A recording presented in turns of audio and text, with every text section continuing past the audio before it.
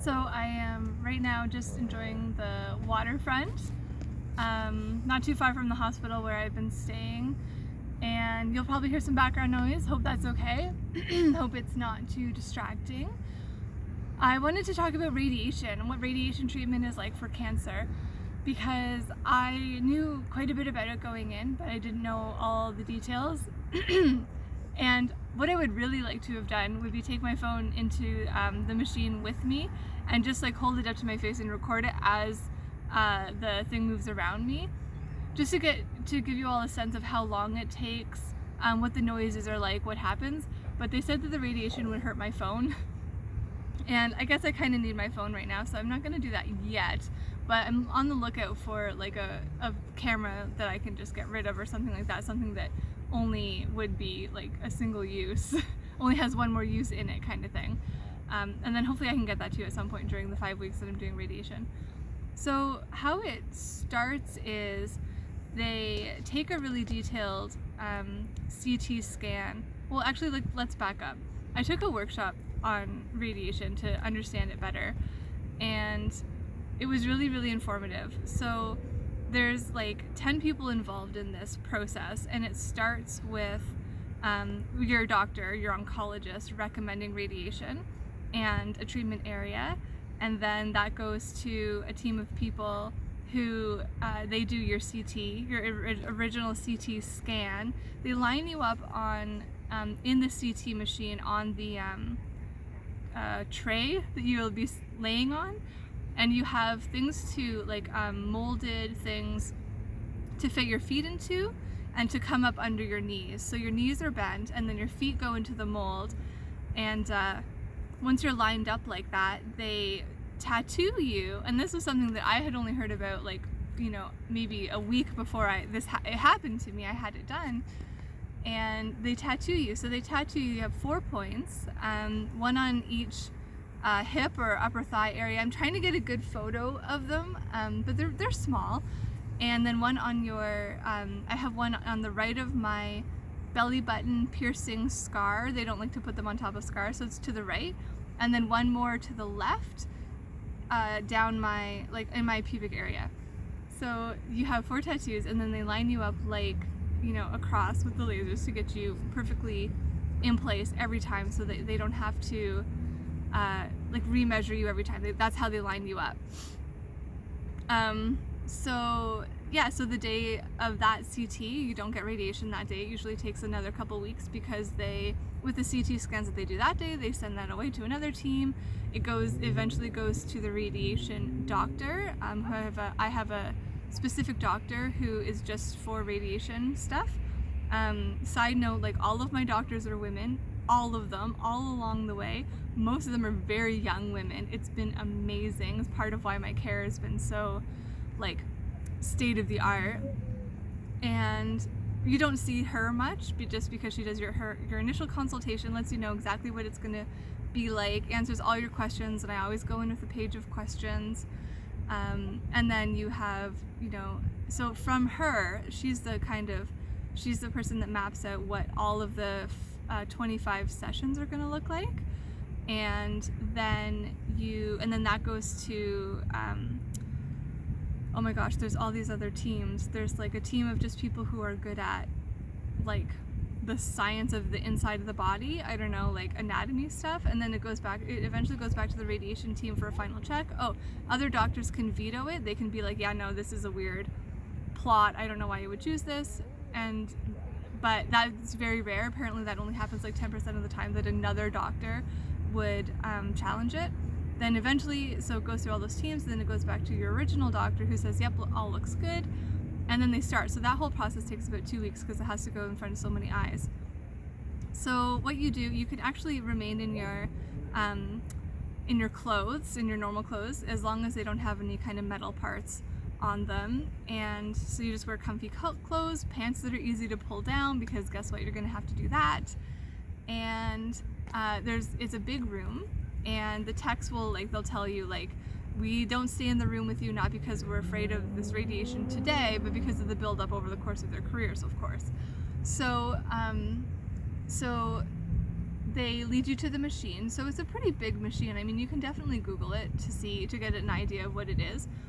But it's like on top, so coming down from the top is like a giant hockey puck. And I would say it's like, I don't know how much you have of me in your, but like this big probably. And that's the main part where the radiation comes from. And then there's 2 arms that rotate and a counterbalance. So all of that rotates.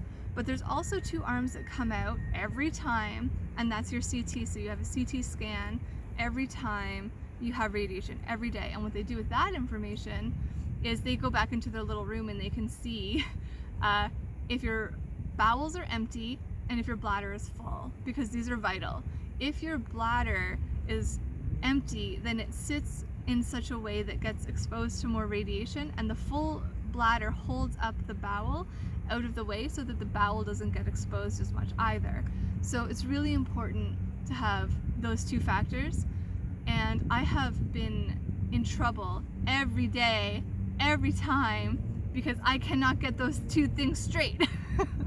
And it is so frustrating, because sometimes they have to come back out and tell you, we need you to go fart, and then you have to go try to do that without peeing to empty your bladder, and most of the time you have to start over, and it's hard because your pants are down, you're in the machine, you're laying there, your back hurts, you're ready.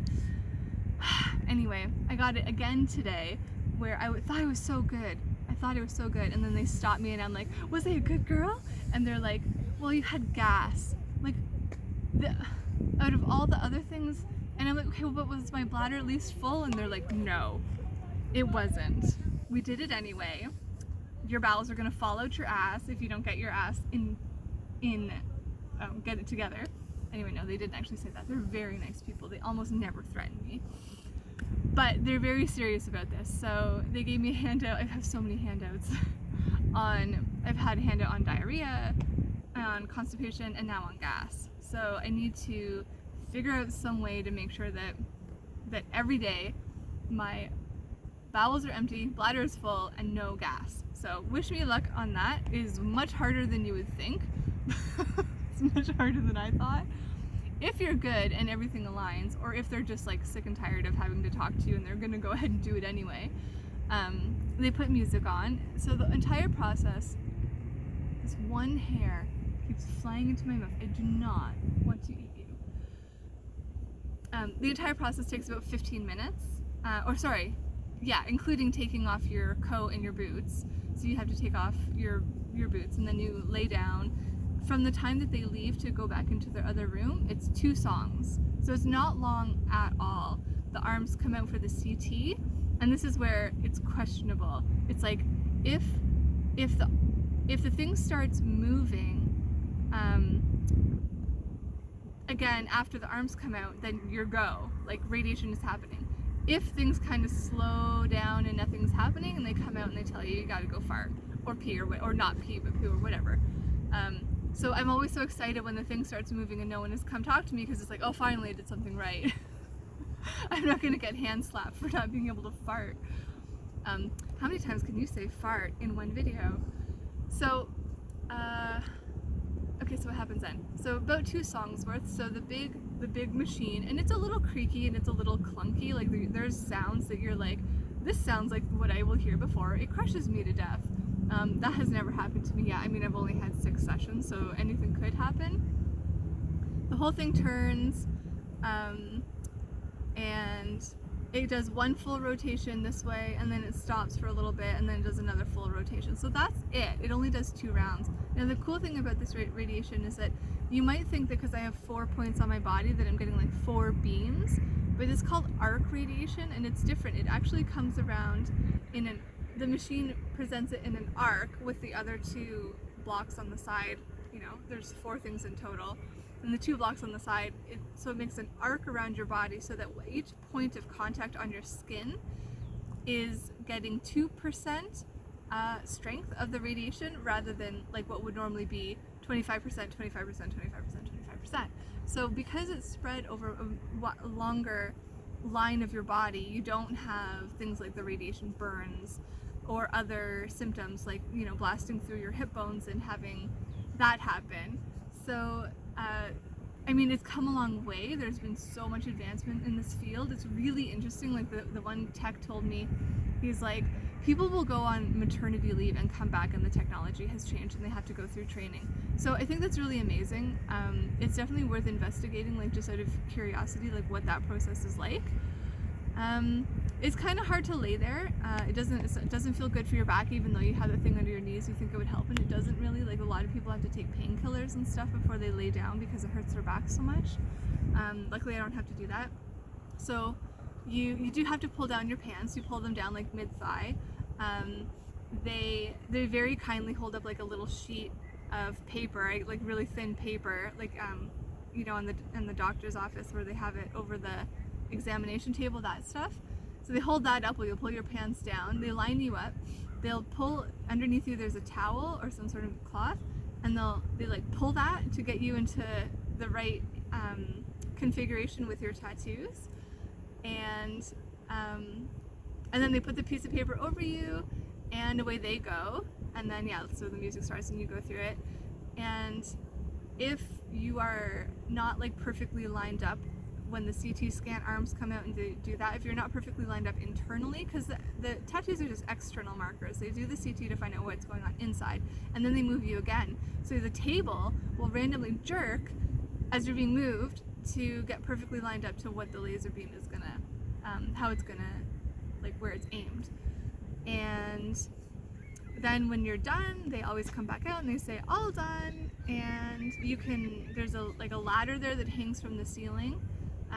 So that you can ask for the ladder to help you up, or you can just kind of sit yourself up the way you normally would, and like you pull your pants up and you hop off, and you have to sanitize your hands every time you enter and every time you leave. They're very serious about this, and so they should be. And then yeah, you just kind of put on your boots and away you go and you're done. So a lot of people have like asked about the like, does it hurt? What are the side effects? Well, I don't know yet, because like I said, I've only had 6 sessions. I heard a guy in the waiting room talk about how after 11 times he started to get fatigued.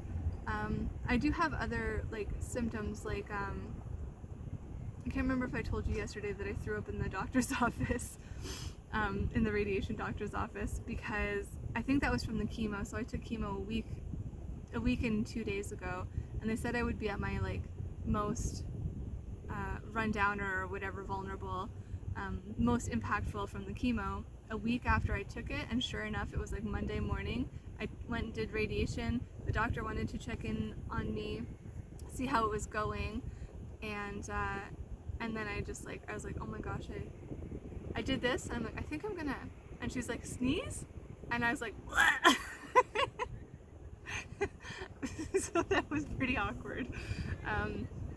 And anyway, so I felt better after that, so that's good. I do feel like a little nauseous today as well too. Like there was a moment when we were driving here where I thought I was gonna throw up, but I didn't. So I don't know, pretty sure that's chemo. I don't think that's radiation. I know you do get really tired. My immune system is still compromised from the radiation. What it does is it kills all the cells in the area, and cancer cells can't heal themselves, or they're very, very limited in how they can heal themselves compared to regular cells. So hopefully it just gets rid of any cancer cells in the area. They do it in this timeline. It's very like mathematical and logical. And if you were to have like a tumor, like the head, like a necrosis in the middle of it, and you had cancer cells all around it, like the laser like beams away, whatever. I'm not a radiation technologist. I don't need to know the specific terms, but it gets rid of the first layer, and then your body like takes away all those dead cancer cells, and then the next day the next layer, and then the next day the next layer. So it has to happen that many times, that strength, etc. It's like their best practice for all the science that they've done on it.